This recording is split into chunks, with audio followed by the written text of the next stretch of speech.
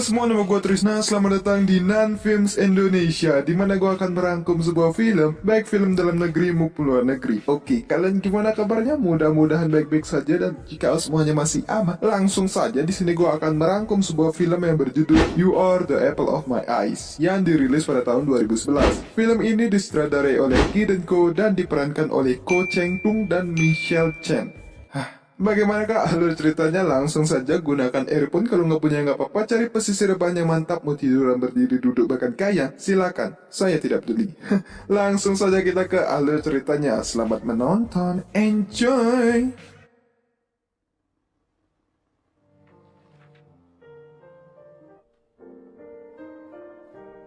Di awal scene terdapat seseorang yang menyiapkan dirinya dan temannya datang untuk menyuruhnya cepat karena hari ini hari yang spesial. Ia pun memakan apel dan pergi. Scene berpindah di tahun 1994. Terdapat pria tadi di masa sekolahnya. Nama pria tersebut adalah Ko Ching Teng. Kita sebut dia Teng Ngi. Si Teng bersekolah di sekolah menengah Jingcheng, kota Changhua. Si Teng pun memiliki teman, ada Su Bo Chun yang selalu ngaceng setiap saat, dimanapun dan kapanpun. Ada Aho yang badannya lebih besar dari temannya yang lain. Dan film You Are the Apple of My Eyes pun dimulai. Nyebutin nama aja sulit anjing.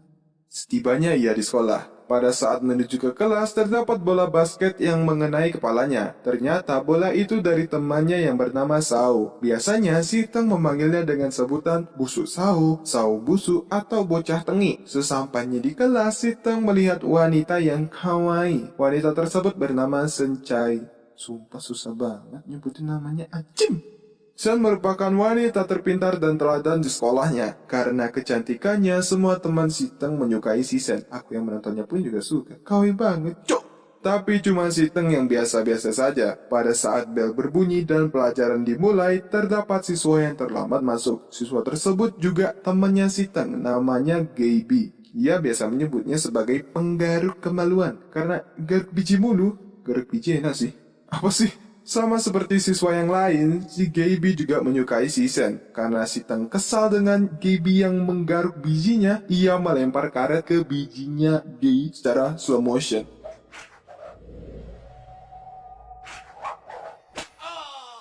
Upacara bendera pun berlangsung, dan Johnny milik Chun berdiri dengan sendirinya. Sumpah anjing banget sih ini, cok! Guru killer pun datang dan menyuruh mereka bertiga untuk mengikuti upacara dengan serius. Pada saat di kelas, guru datang dan kegiatan belajar dimulai. Karena si Teng dan teman-temannya bosan dengan belajar, ia dan Chun colai di dalam kelas, dan Sao menghitungnya. Berapa lamakah Dede banyak keluar? Kegiatan colai mereka pun dimulai dengan tarian. Terlalu mainstream coli di kamar mandi, ini langsung di kelas, di kelas, anjing.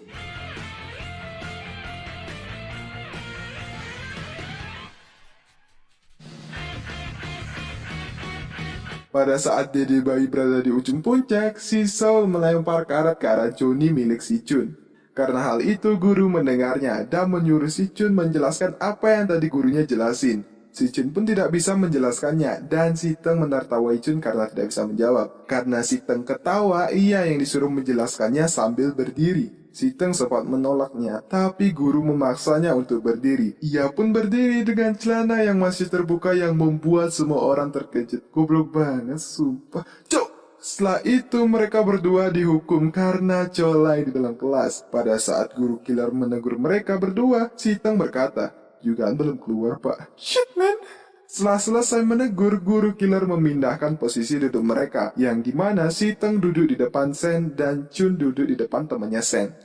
Guru killer pun juga menyuruh Sen untuk mengawasi si Teng agar tidak melakukan hal bodoh lagi seperti colai di dalam kelas. Pada saat di dalam kelas, si Sen mulai sering menegur si Teng ketika ia melakukan hal-hal yang ada di luar pelajaran, tapi si Teng tidak menghiraukannya. Pada saat istirahat, si Teng melihat temannya Sen menggambar di buku dan membulinya karena ia menggambar orang yang botak seperti kepalanya Saitama. Lalu si Sen datang untuk menyuruh Teng tidak mengganggu temannya. Sekolah pun selesai dan mereka pulang ke rumah masing-masing bersama-sama. Sesampainya di rumah, si Teng latihan bela diri dengan cara memukul-mukul tembok rumahnya tanpa menggunakan busana sedikit pun. Mataku anjing. Setelah selesai, ia pun pergi makan bersama kedua orang tuanya, masih dengan telanjang bulat. Bapaknya juga sama anjing, tapi masih pakai kolor sih. Ini si Teng curinya berkelantungan. Bapak Teng pun menasihati Teng agar lebih niat ke sekolah karena nilai Teng paling rendah dan selalu memikirkan pacaran mulu. Si Teng menjawab, aku tidak tertarik dengan wanita. Kedua orang tuanya pun terkejut. Si Teng pun berkata, aku juga tidak tertarik dengan laki-laki. Syukurlah anakku tidak gay. Si Teng pun menceritakan ke penonton bagaimana cara teman-temannya mendekati si Sen. Yang pertama, ada si penggaruk biji. Ia mendekati Sen dengan cara melakukan trik sulap abal-abalan. Yang kedua, ada si bocah tengik. Ia mendekati Sen dengan cara menampilkan skill basketnya ke Sen. Yang ketiga, ada si Aho. Ia mendekati Sen dengan cara yang cukup biasa-biasa saja, seperti bicara topik yang disukai Sen. Dan yang terakhir, ada si pengaceng Chun. Ia mendekati Sen dengan cara yang pasti cewek tidak mau, yaitu memainkan suling. Ya gue nggak tahu itu apa nama alatnya ya, gue sebut suling aja karena mirip bentukannya. Di depan kamarnya Sen. Si Teng pun juga mempunyai wanita yang ia suka, tapi cuma wanita hayalan. Jonas banget cuy. Sama. Setelah itu, ia pun melanjutkan hobinya, yaitu colai. Paginya, guru yang lagi haid datang. Apesnya, si Sen lupa membawa buku. Pada saat guru menyuruh siswa yang tidak membawa buku berdiri, si Teng langsung memberikan bukunya ke Sen, dan ia yang dikorbankan. Ia pun dihukum karena hal tersebut. Keesokan harinya di sekolah, pada saat menikmati makanan yang datang si Sen untuk berterima kasih pada Teng karena memberikan buku kemarin. Lalu datang si Sao mengajak bermain basket. Mereka berdua pun pergi. Pulangnya si Sen kembali menemui si Teng untuk memberikan soal ujian dan buku soal matematika agar si Teng mengerjakan soal tersebut, lalu si Sen memeriksanya besok. Alasan si Sen melakukan itu agar si Teng menjadi pria yang lebih giat belajar dan tidak dipandang rendah oleh orang lain. Malamnya, ia masih telanjang bulat dan melihat soal yang diberikan oleh Sen. Ia pun mengerjakannya. Besoknya, si Sen meminta soal yang dikerjakan Teng lalu memeriksanya. Karena banyak yang salah, si Sen menjelaskan cara menjawab yang benar hingga membuat si Teng mengerti. Malamnya, si Teng kembali menyelesaikan soal yang diberikan Sen. Karena pusing dan tidak mengerti dengan soalnya, ia pun curhat dengan anjingnya yang sedang sange. Setelah itu, ibunya datang memberikan makanan dan menyemangati Teng yang sedang belajar, serta menyuruh Teng untuk menghemat tisu karena tisu Teng cepat habis karena sering pakai coli. Ia pun belajar sampai ketiduran yang diiringi suara kucing lagi gelut.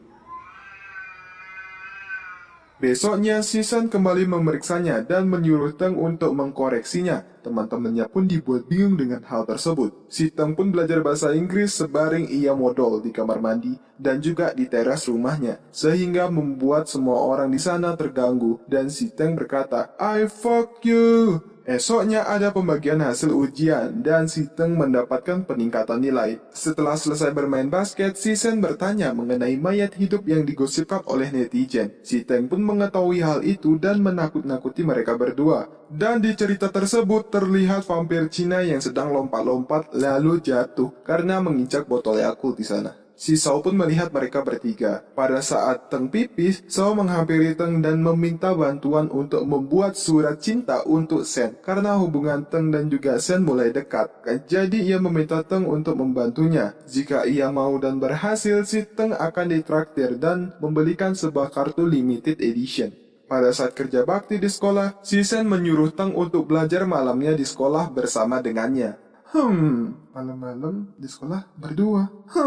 Malam pun tiba. Si Teng memberikan surat cinta yang ia tulis dari Sao untuk si Sen. Si Sen pun membacanya yang diiringi dengan cuplikan yang membuat wanita-wanita meleleh melihatnya. Sayangnya, si Sen tahu bahwa surat itu si Teng yang membuatnya dan mengatakan bahwa tulisan si Teng sangatlah buruk. Si Teng pun mengatakan, walaupun aku tampan dan pemberani, kamu jangan gampang jatuh cinta padaku. Ger banget, anjing! Si Sen menjawab, terima kasih, tapi aku tidak suka dengan laki-laki yang lebih bodoh dariku. Si Teng tidak terima dan bertaruh jika Sen menang dari Teng di ujian bulanan, si Sen bebas menyuruh Teng apapun. Tapi jika Teng yang menang, si Sen harus mengikat rambutnya selama sebulan. Bisa aja si Bambang. Si Sen pun tidak peduli karena hal tersebut tidak mungkin. Iya sih. Si Teng yang mendengarnya makin terpesona dengan si Sen dan mulai muncul rasa suka. Si Sen pun selalu memeriksa soal yang dikerjakan Teng dan si Teng makin giat belajar bersama si Sen. Dan dari situlah benih-benih cinta mereka berdua muncul. Sampailah di penentuan nilai dan si Sen memenangkan taruhan tersebut. Malamnya pada saat belajar, si Teng pergi ke barbershop untuk merubah rambutnya menjadi Saitama. Sesampainya di sekolah, Sen melihat Teng yang kepalanya botak. Ia pun tertawa. Alasan Teng melakukan itu karena Teng merasa berhutang kepada Sen setelah gagal taruhan. Keesokan harinya, Teng dan teman-temannya melihat Sen yang rambutnya diikat, dan itu merupakan damage bagi para pria. Teman-teman Teng pun merasa bahwa Sen menyukai si Teng. Jika tidak, kenapa Sen mengikat rambutnya, padahal ia menang taruhan? Oleh karena itu, si Teng merasa giat belajar ternyata menjadi sebuah hal yang sangat menyenangkan. Ya iyalah, yang diajak sekawaii itu jelas menyenangkan. Sin berpindah, terdapat sebuah razia karena ada uang kas yang hilang, dan mengira bahwa salah satu dari mereka lah yang mencurinya. Karena tidak ada yang mau mengaku, guru tersebut menyuruh muridnya untuk menulis nama yang sekiranya mencuri. Jadi gimana mau asli? Sao pun berdiri dan protes karena tidak terima disuruh menuduh teman kelasnya sendiri, yang diikuti dengan Teng dan teman-teman yang lain, bahkan si Sen. Si guru pun menyuruh mereka semua memberikan tasnya. Semua murid pun melempar tasnya ke guru. Mamam. Dan karena hal tersebut, Teng dan kawan-kawan serta Sen pun dihukum. Sen pun menangis karena hal tersebut. Teng dan kawan-kawan pun menghiburnya hingga membuat ia tersenyum kembali. Singkat cerita, mereka pun lulus. Nggak kayak gua, jalur COVID. Anjim! Malah curhat. Dan mulai mengikuti tes untuk bisa masuk perguruan tinggi. Pada saat musim panas, mereka semua berlibur ke pantai untuk bersenang-senang sebelum mereka memiliki kesibukan dan mengejar cita-cita masing-masing. Setelah selesai bermain, mereka semua mengatakan cita-cita mereka yang ingin diwujudkan. Sin berpindah, terlihat Teng sedang melukis dan terdapat telepon masuk dari Sen. Ia langsung mengangkatnya dan terdengar si Sen menangis. Si Teng langsung menuju ke sana untuk menenangkannya. Alasan si Sen menangis karena nilai ujiannya tidak bagus. Karena ingusnya kemana-mana, si Teng memberikan tisu, tapi tisunya cuma satu karena habis dipakai colai. Wait a minute, jangan-jangan itu tisu, entahlah. Ia pun memberikan bajunya untuk mengusap ingus dari tangisan Sen. Dirasa momennya tepat, si Teng mengatakan perasaannya ke Sen. Aku suka bapakmu. Dan mengelus-elus pundak si Sen. Singkat cerita, teman-teman Teng sudah menjalani kesibukannya masing-masing. Si Aho masuk universitas jurusan bisnis manajemen, si Gaby masuk universitas jurusan TI, dan si Sao masuk universitas jurusan kimia, farma, si Sen masuk Universitas of Education. Pada saat menunggu kereta, si Teng memberikan baju yang ia lukis waktu itu kepada Sen. Si Teng pun berkata kepada Sen, Sen, jangan biarkan laki-laki terlalu cepat mengejarmu. Si Sen hanya tersipu malu. Saailu. Anjing. Oh iya, ada si Ngaceng. Ia gagal ujian dan menjadi pengangguran. Tahun 1997, terlihat pesta dansa yang dilakukan oleh para mahasiswa. Dan si Teng mengeluh karena bukan tangan Sen yang pertama kali ia pegang, melainkan,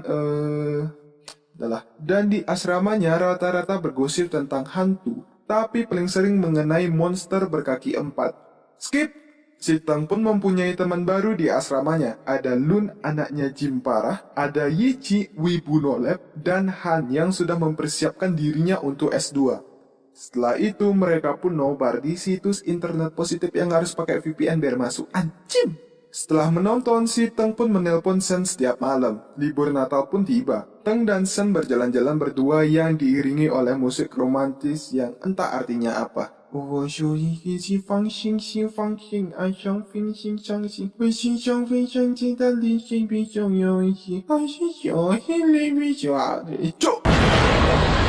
Si Sen pun bertanya kepada Teng, apakah Teng benar menyukai Sen? Si Teng pun terus bilang, iya, aku menyukaimu. Dan si Sen mengatakan bahwa ia memiliki sifat yang mudah kesal dengan hal-hal kecil sampai berantem dengan adiknya sendiri. Tapi Teng tidak memperdulikannya dan masih menyukai Sen apa adanya. Setelah itu mereka berdua pun menghidupkan balon udara dan menulis harapan ataupun keinginan mereka berdua. Sebelum melepaskan balonnya, si Teng mengatakan bahwa ia sangat menyukai Sen, amat sangat menyukainya dan akan mendapatkan si Sen 10 juta %. Si Sen pun bertanya apakah si Teng ingin tahu jawabannya karena si Sen bisa menjawabnya sekarang.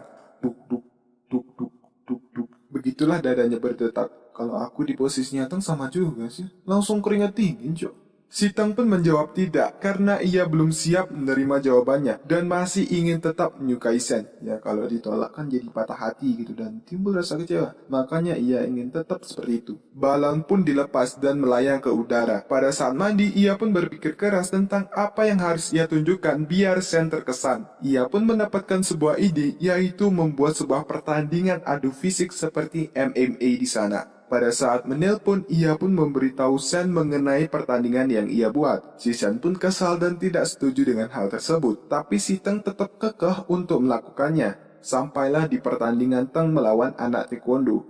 Ia pun sempat kewalahan melawannya, dan si Sen ada di sana melihat ia bergelut. Singkat cerita, pertandingan selesai dan entah siapa yang menang. Setelah itu Teng bertemu dan berbincang dengan Sen. Dan Sen mengomeli Teng karena terlalu kekanak-kanakan melakukan turnamen yang tidak ada gunanya. Si Teng pun tidak terima disebut kekanak-kanakan karena turnamen tadi merupakan pengalaman yang tidak ia lupakan dan akan melakukannya lagi. Si Sen masih tidak setuju dan masih menasihatinya. Karena Teng kesal disebut kekanak-kanakan, ia pun mengatakan, "Iya benar, aku kekanak-kanakan, baru bisa mengejar cewek serajin kamu sampai selama ini." Karena hal tersebut, si Sen menjawab, "Ya udah, kalau begitu jangan mengejarku lagi." Dan si Teng pun pergi meninggalkannya. Goblok banget, sudah tahu dinasihatin masih aja gitu. Cuk! Kabar mereka bertengkar pun tersebar ke teman-teman SMA-nya. Karena hal tersebut, si Sao pun bersemangat untuk mendekati Sen. "Tikung terus teman sendiri." Dan Aho langsung memesan tiket tercepat untuk menemui Sen. Ternyata si Aho juga sih. Si Aho pun sampai duluan dan mengajak Sen berpacaran. Sen pun mau aja. Lalu sampailah si Sao ke sana dan melihat Aho memegang tangan Sen. Karena hal tersebut, ia pun pergi dari sana dan mengelilingi daerah Taiwan bersama Teng.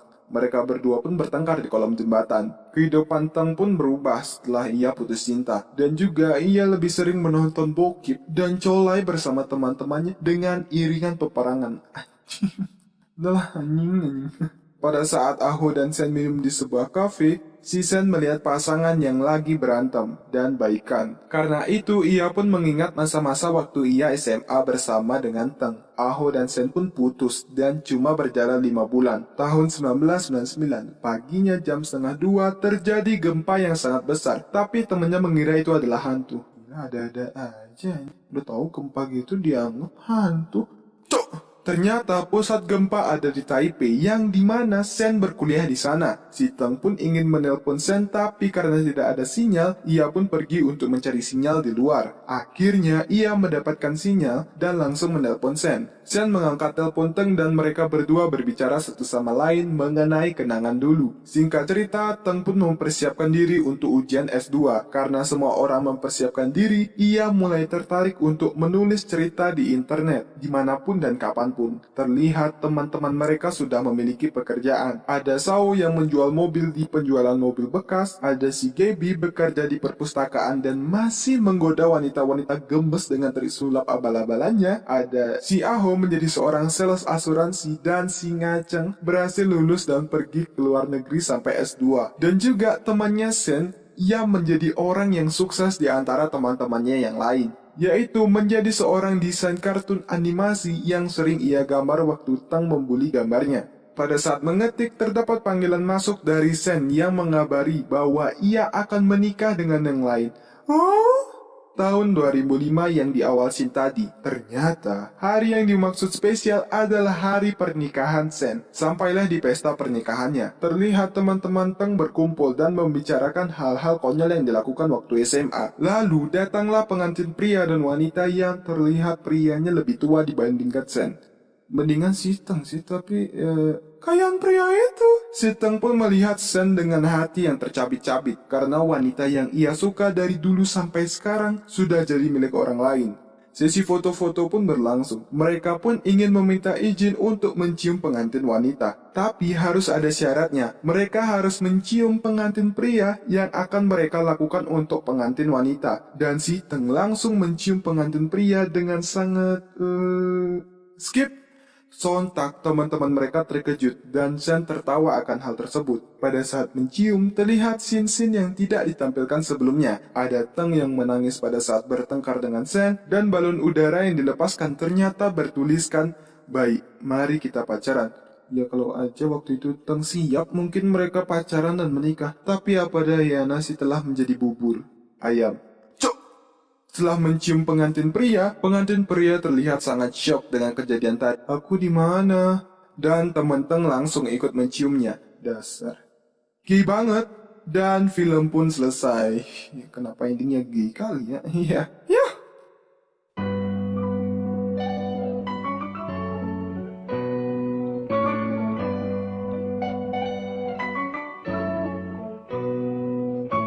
Yap, begitulah alur cerita atau rangkuman dari film You Are the Apple of My Eyes. Filmnya menarik dari unsur komedinya dapat, romansnya dapat, setnya juga dapat. Sangat menyedihkan.